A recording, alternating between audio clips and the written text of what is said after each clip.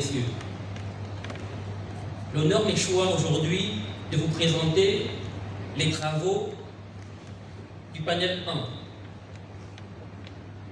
Le panel 1 s'intitule « La redéfinition de l'organisation de la mobilité du transport exceptionnel en République gabonaise ». Je suis entouré de mon équipe de panélistes avec laquelle nous avons travaillé durant près de 2 mois afin de vous présenter quelque chose de digeste concernant le rapport ici présent. Les travaux s'articulent autour de 4 points essentiels. Nous avons les fondements juridiques du transport exceptionnel, nous avons le contexte et la justification de la dérogation au transport exceptionnel. Le transport exceptionnel a connu une évolution significative à travers l'introduction de la délivrance de la dérogation à l'autorisation de transport exceptionnel, qui est un document administratif restrictif, calqué sur les principes réglementaires de l'autorisation exceptionnelle de transport. Comme vous voulez l'entendre, dans la salle, les uns et les autres se partagent les idées. Il y a des échanges houleux. Le but ici, c'est de parvenir à une harmonisation des points de vue et des compétences pour mieux réguler, encadrer et structurer le transport du domaine des poids lourds en République gabonaise. C'est de ce dont il est question. Vous avez dû entendre les préoccupations liées à la circulation des grumiers. Parce que, comme on l'a fait savoir, on a toujours pensé, au Gabon, on a toujours pensé que l'insécurité résultant de la circulation des grumiers n'est du fait que de leur mobilité. Et là, vous venez de constater que ce n'est pas du fait de la mobilité, mais de la manière dont les transports ont été structurés en République gabonaise, ou alors les transports se sont structurés eux-mêmes, sans qu'il n'ait un véritable regard, un véritable suivi derrière. Sentiment de satisfaction, parce que vous-même vous l'avez constaté, le niveau du débat est déjà là, et dans toute société, il faut que le sujet soit débattu devant l'ensemble et chacun donne sa pensée pour la construction. Nous parlons de la construction et en matière de transport terrestre.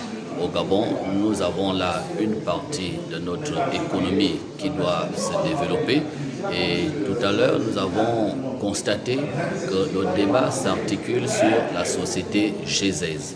Or, il n'y a pas que GESEZ au Gabon. Vous avez vu la présence de la dame qui représentait la société Rouget Gabon, qui pourtant est membre de ce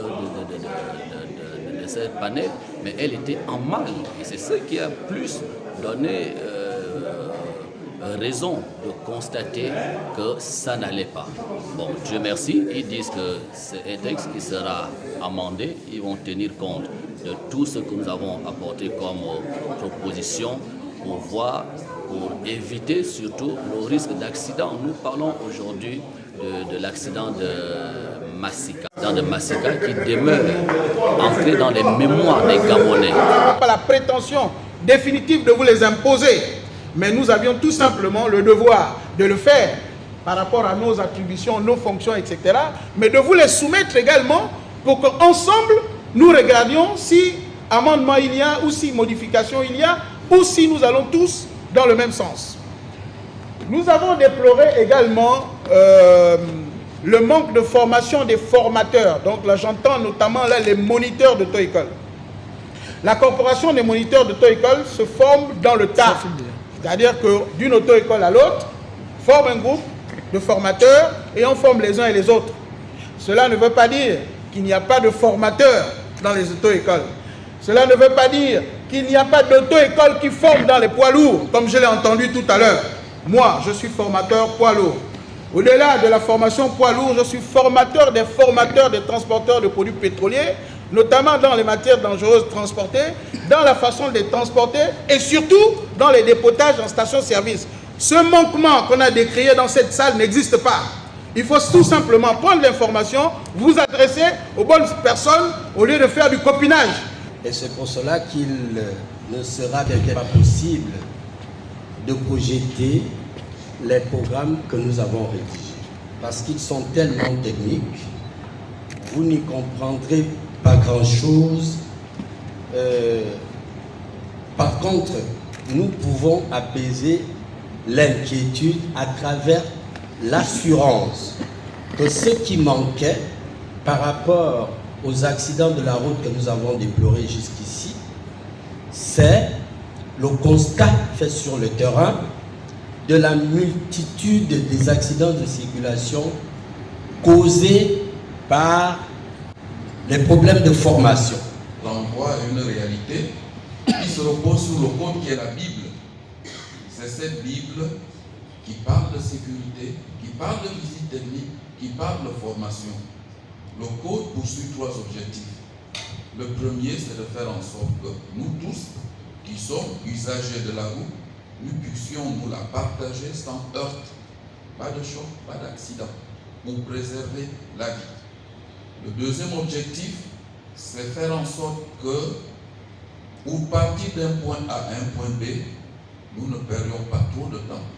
Parce que si chacun de nous, pris dans son métier, perd dans la journée 1 heure pour effectuer ses déplacements, multiplié par le nombre d'heures perdues par chaque agent économique, vous aurez le volume horaire perdu en une journée. Multiplié par le nombre de jours ouvrables 5, vous avez le nombre d'heures perdues en une semaine. Fois 4 semaines, par la valeur de 1 heure, vous avez ce que vous dépensez en termes économiques comme encombrement de la circulation. Vous multipliez par les 54 semaines, vous voyez le coût économique de l'encombrement de la circulation. Voilà pourquoi le code vise aussi la fluidité. Le troisième point été évoqué, c'est la protection du patrimoine routier. Parce que la route permet le développement. Je ne veux pas m'appesantir sur ce troisième objectif. Je vais rester sur les 2.